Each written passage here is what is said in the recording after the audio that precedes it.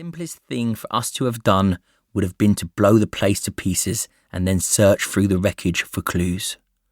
The Americans would have blitzed up the whole fucking village, and they'd had felt justified doing that. They'd point to all the weapons and explosives that were allegedly being cached, and that would be enough for them to ruin the livelihoods of all of the other poor sods who were just trying to get on with things. There would be carnage, and anyone or anything that got in the way would be collateral damage. Bad luck for them. But that wasn't how we wanted to conduct our business. Instead, the powers that be had decided to send a detachment of Royal Marines to find out exactly what was going on. We were there to ask questions. Using force would be a last resort.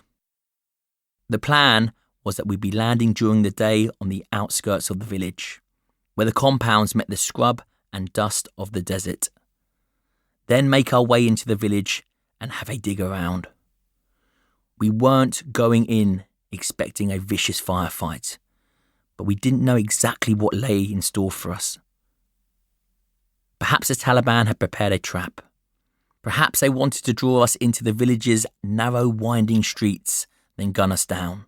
Perhaps one of them was waiting, his finger hovering over the button of a detonator, ready to set off one of their murderous IEDs and blow us into bloody tatters the second we walked past. It didn't pay to dwell too long on those thoughts. And whatever the elders might have said to our intelligence officers, we couldn't be sure whether we'd get a friendly reception from the villagers. Any given individual we approached would be aware that the Taliban were probably watching our interaction with them. The wrong move could see them and their family punished. So the stakes were high, and the demands on the concentration and application immense. We had to be firm, but not aggressive. Friendly, but vigilant. Even assuming that what we'd been told about insurgent activity was true, it was unlikely that we'd catch anybody red-handed. The Taliban had an incredible ability to just melt away at the slightest sign of danger.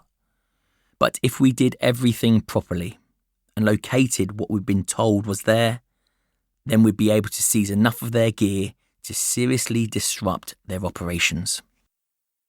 As we began our descent, we all went through the routines that had become second nature to all of us over the course of the tour, checking weapons, making sure that all the straps on our Bergens were tight, exchanging glances with the guys sitting near us to make sure they were okay. I could feel that increasingly familiar prickle of adrenaline along my spine, my body telling me that it was prepared for whatever was about to unfold. I knew that we were ready for our encounter with the villagers. The question was, were they?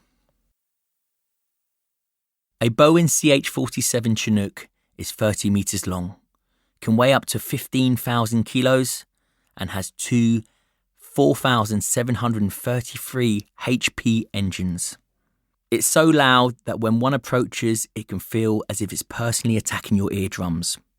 And it kicks up so much dust as it comes down to land that you could be forgiven for feeling you've been caught in a sandstorm.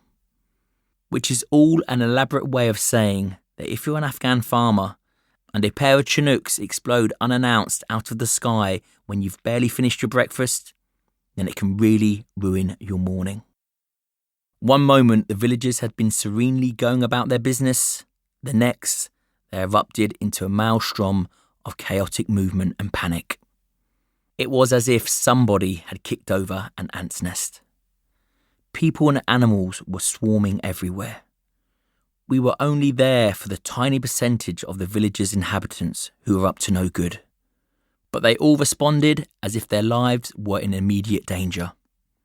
The chaos only intensified once we'd leapt out of the helicopter and started to approach the settlement's outer limits.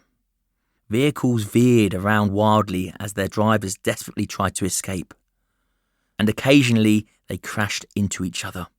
They had whizzed past you, trying to get their clapped-out bangers to jump across rivers. But instead of soaring to the other side, they dribbled to a stop in the mud of the river's bank. Their occupants would then leap out and all start running in different directions.